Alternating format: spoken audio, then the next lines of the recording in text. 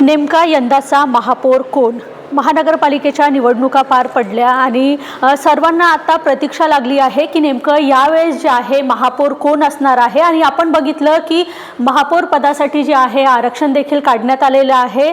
सर्वसाधारण खुला वर्गातील जे महिला आरक्षित जे आहे महापौर पदासाठी महिला आरक्षण आलेलं आहे आणि आपण बघू शकतो महापौर कक्षात जे आहे डागडुजीचं काम सुरू आहे, रंगरंगोटीचं काम सुरू आहे। बोलायला गेलं तर तब्बल 46 महिन्यापासून जे आहे हे महापौर कक्ष बंद होतं आणि आपण बघतो आहे की 46 महिन्यानंतर जे आहे या महापौर पदासाठी जे आहे नियुक्ती होणार आहे आणि आपण बघतो आहे की या खुर्चीला जे आहे त्यांचा एक मानकरी मिळणार आहे आणि आपण बघतोय की 46 महिन्यानंतर हे ऑफिस जे आहे खोलण्यात आलेलं आहे आणि इथे जे आहे आतापर्यंत जे महापौर होऊन गेले त्यांची लिस्ट देखील आहे। 1953 पासून जे आहे 52-53 पासून वानखेडे, जयनारायण, पुन्हा शेखरू वानखेडे दिसत आहे, पुन्हा आर समर्थ, असे अनेक जे महापौर आहे ते होऊन गेलेले आहे।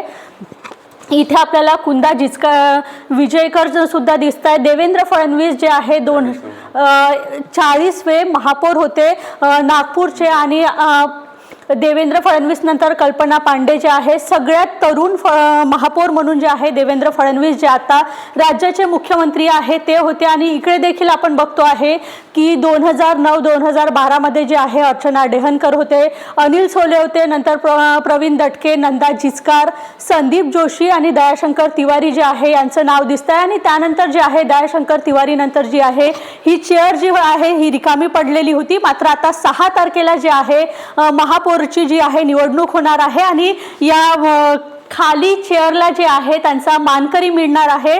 6 फेब्रुवारीला जे आहे आपल्या सुरेश भट सभागृहात जे आहे जिल्हाधिकारी यांना पीठासीन अधिकारी म्हणून जे आहे पदभार दिलेला आहे आणि त्या दिवशी जे आहे त्यांची पारदर्शक जे आहे ते निवडणूक पार पडणार आहे। पण आपण त्यापूर्वी बघतो की इथे जे आहे रंगरंगोटीचं काम सुरू आहे आणि या 46 महिन्यापासून बंद असलेले जे कार्यालय आहे ते खुलं करण्यात आलेलं आहे।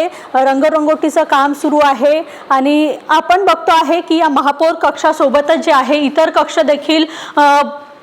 कक्षाचं देखील काम सुरू आहे। आणि आपण बघतो की हे नावाची चर्चा जर घ्यायची झाली तर आणि यावेळेस देखील बोलल्या जात आहे, चर्चा आहे की यावेळेसही तरुण व्यक्तीला संधी दिली जाईल आणि अशाच शिवानी दानीचं नाव मोठ्या चर्चेत आहे की देवेंद्र फडणवीस नंतर शिवानी दानी जे आहे यांना संधी दिली जाईल।